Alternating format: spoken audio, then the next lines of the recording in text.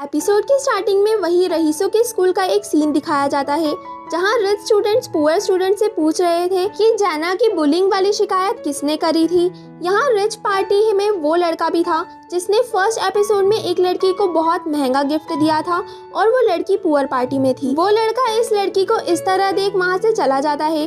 Poor party से एक बच्चा चिल्लाता है कि हमने गलत ही क्या किया है जो तुम हमें इस तरह बुली करते हो। और जो लड़का उन शिकायत करने वालों का पूछ रहा था वो कहता है मतलब तुमने शिकायत की। तभी जैना उनके पास आती है और उसी की पार्टी के उन लड़कों को पुल में कूदने को कहती है। अब उसका कहर इतना था कि उन्हें उसकी बात माननी ही पड़ती है। फिर जैना उस चिल्लाने वाले पुअर लड़के से कहती है क्या तुम्हें सच में नहीं पता तुम्हारी गलती क्या है? गरीब पैदा होना तुम्हारी गलती है। यहाँ हेन की क्लास में लड़कियां उसे घेर कर उसी की पोस्ट देख उसे कॉम्प्लीमेंट्स दे रही थी और एक लड़की जो उन्हीं के पड़ोस में बैठी थी उसका चेहरा साफ उसकी जेलेसी को बयां कर रहा था। तभी ये सवाल उठता है कि हेन सिर्फ इंस्टा पर क्यों पोस्ट करती है, उसे कभी ये सब चीजें स्कूल में भी लानी चाहिए। तभी हेन वो स्टोरी याद करती है जो सन ने उसे बताई थी उसके डिपार्टमेंट की प्रिटी लड़की के बारे में जो बहुत एक्सपेंसिव ड्रेसेस बैग लेकर आती थी और कहती थी कि उसके पेरेंट्स उसे एक पैसा भी नहीं देते, वो पार्ट टाइम जॉब्स कर अपना खर्चा खुद चलाती है। और हेन भी यही सेम लाइन यहाँ चिपका देती है जिससे बाकी सारी लड़कियां तो काफी इम्प्रेस हो जाती है। पर वो जेलस लड़की पूछती है तो फिर इंस्टा पर वो सब एक्सपेंसिव सामान। अब फिर वो वही कहती है जो सन ने उसे स्टोरी में बताया था कि भले ही उसके पेरेंट्स उसे पैसे नहीं देते पर उसे ज़रूरत के सामान देना तो उन्हीं की रिस्पॉन्सिबिलिटी है और वो सामान उसके पेरेंट्स के पैसों का है तो वो स्कूल में लाकर उसे शो ऑफ नहीं करना चाहती। और कहीं इतनी एक्सपेंसिव चीज़ें घूम गई तो सभी उससे बहुत इम्प्रेस थे। लड़कियां कहती है तुम्हारी तो ग्रेड्स भी बहुत अच्छी है, रिच हो, वाह तुम्हारे पास सब कुछ है। यहाँ हेन को उन लड़कियों से ये भी पता चलता है कि अगर उसके इंस्टा पर 10,000 फॉलोवर्स हो गए तो उसे एड प्रमोशन से पैसे मिल सकते हैं।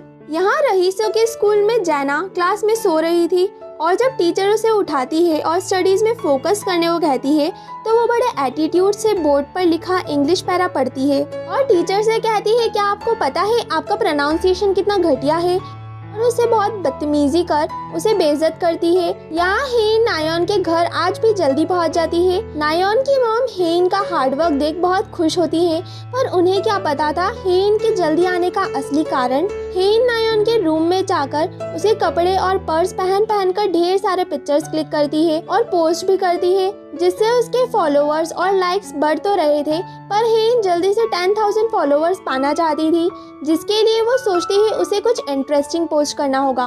तभी उसके दिमाग में कुछ आता है और वो एक बहुत बड़े क्लोजेट रूम में पहुंचती है जहां बहुत सी ब्यूटीफुल ड्रेसेस थी और बहुत प्यारी ज्वेलरीज भी। हेन बहुत खुश होकर एक ज्वेलरी उठाती है कि वहाँ मेड आ जाती है तो वो बहाना करती है कि वो वॉशरूम गई थी और ये जगह देखी तो यहाँ आ गई। मेड उसे बाहर आने का कहकर चली जाती है।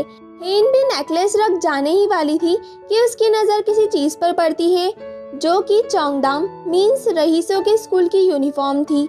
वो उस यूनिफॉर्म को बाहर लाकर मेड से पूछती है नायोन की यूनिफॉर्म इतनी जल्दी क्यों मंगवा ली, तो मेड बताती है इसकी बुकिंग एडवांस में करनी पड़ती है, ये बहुत कीमती है तो इसे संभाल कर फिर क्लोजेट में टांग दो, वो ये कहती है। पर जब मेड काम में लग जाती है तो हेन उसे नायोन के रूम में लाकर ट्राई करने लगती है जो थी तो बहुत टाइट। पर हेन फोटो क्लिक कर पोस्ट कर देती है कि क्या उसे स्कूल ट्रांसफर कर लेना चाहिए। तभी वो नायोन के घर वापस आने की आवाज़ सुन लेती है और हड़बड़ाकर सोचती है कि वो आज इतनी जल्दी कैसे आ गई। नायोन मेड से यूनिफॉर्म का पूछती है क्योंकि उसे आज ही उसे ट्राई करना है और इंस्टा पर पोस्ट भी करना है। मेड कहती है वो क्लोजेट में है। यहाँ हेन हड़बड़ी में यूनिफॉर्म उतारने की कोशिश में लगी थी पर टाइट होने की वजह से वो उतर ही नहीं रही थी। नायोन मेड ने झूठ कहा और उसे उल्टा सीधा कहते हुए अपने रूम की तरफ आ रही थी और जब रूम का डोर ओपन करती है तो सब ठीक था क्योंकि हेन तो बेड के नीचे छुप चुकी थी।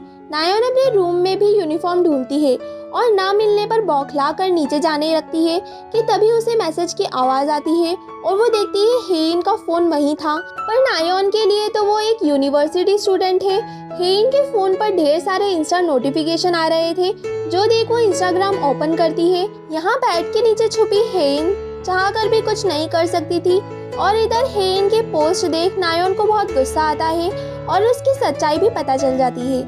हेन तभी बेड से बाहर निकलती है जो नायोन की यूनिफॉर्म में थी ये देख उसका पारा और चढ़ जाता है। वो कहती है तो तुम यूनिवर्सिटी स्टूडेंट नहीं बल्कि मुझसे सिर्फ 2 साल बड़ी हो। अगर मेरी मॉम को पता चला तो। हेन उससे माफी मांगने लगती है और रिक्वेस्ट करती है कि वो उसकी मॉम को कुछ ना बताए। वो बहाना कर देगी कि वो कुछ पर्सनल रीजन की वजह से जॉब छोड़ रही है। नायोन कहती है ठीक है, जिस पर हेन बहुत खुश होकर उसका धन्यवाद करने लगती है कि वो कितनी दयालु है और वो उसकी ये काइंडनेस का बदला जरूर चुकाएगी। इतना कहकर वो जाने लगती है। तभी नायोन कहती है पर मैंने कब कहा कि मैं तुम्हें इतनी आसानी से जाने दूंगी। तुम्हें मुझसे झूठ बोलने की कीमत तो चुकानी ही होगी। नेक्स्ट सीन में हेन कन्वीनियंस स्टोर में काम करने के साथ साथ नायोन को होमवर्क भी कर रही थी। यहाँ तक कि सन को भी उसकी हेल्प करानी पड़ रही थी। और जब हेन नायोन के ऊपर खजवा रही थी तो सन पूछती है आखिर तुमने ऐसा पहले करा ही क्यों। हेन कहती है मती मारी गई थी मेरी। जो लाइफ असलियत में नहीं उसे इंस्टा के थ्रू जीने चली थी, पर देखो अब मुझे पनिशमेंट मिल रही है। तो सन कहती है ये पनिशमेंट है, मिडिल स्कूल होमवर्क। बेचारी नायोन तो कितनी अच्छी है, कितने हल्के में छोड़ दिया तुम्हें। इतना सुनने की देर थी कि हेन तो भड़क उठती है कि वो नायोन एक नंबर की चुड़ैल है, चुड़ैल। तुम जानती नहीं उसने मेरा कितना फायदा उठाया, कभी पर्सनल हैंगर तो कभी कैमरामैन, उसकी मेड जैसे काम कराया मुझसे। यहाँ तक कि मेरे एग्जाम से कहने पर भी ये ढेर सारा होमवर्क उसकी फ्रेंड्स का भी। बहुत बिगड़ेल लड़की है वो। नेक्स्ट डे हेन क्लास में एग्जाम के तुरंत पहले बहुत सी पढ़ाई करने में लगी थी। तभी उसे नायोन का कॉल आता है जो बहुत रो रही थी और कहती है वो अपने इंटरव्यू की स्क्रिप्ट घर पर ही भूल आई है जो हेन उसे ला कर दे। हेन कहती है मेरी एग्जाम स्टार्ट होने वाली है, तुम अपनी मॉम, मेड या ड्राइवर को कॉल करो। नायोन कहती है घर पर कोई नहीं है, अगर उसका एडमिशन चोंगदाम स्कूल में नहीं हुआ तो वो मर जाएगी और हेन का सीक्रेट भी अपनी मॉम को बता देगी। हेन धर्म संकट में पड़ जाती है पर वो नायोन को इतना परेशान देख उसी को चुनती है और उसके घर पहुंच स्क्रिप्ट लेकर जल्दी चोंगदाम स्कूल पहुंचती है। पर हम यहाँ देखते हैं नायोन तो सिर्फ नाटक कर रही थी। वो अपनी फ्रेंड्स को दिखाना चाहती थी कि किस तरह एग्जाम छोड़कर हेन वहाँ आएगी। यहाँ हेन स्कूल आ चुकी थी और नायोन की बातें भी सुन लेती है। वो उसे स्क्रिप्ट देकर कहती है ये तो तुम्हारे लिए बहुत इम्पोर्टेंट थी ना।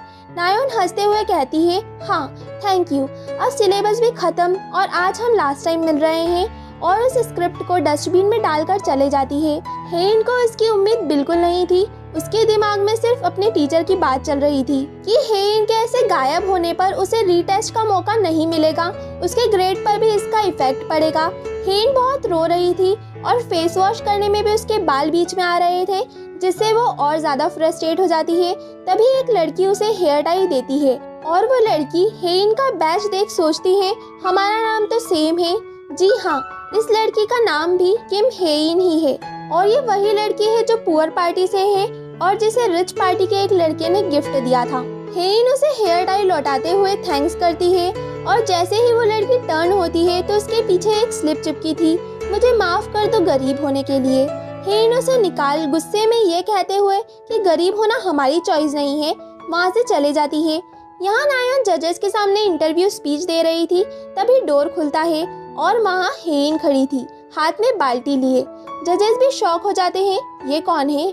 हेन आगे बढ़ती है और डायरेक्ट नायोन के ऊपर पानी कूदते हुए कहती है तुम्हारे बिहेवियर को मेकओवर की जरूरत है। और यही एपिसोड भी एंड हो जाता है। आगे की कहानी जानने के लिए स्टे ट्यून्ड, बाय।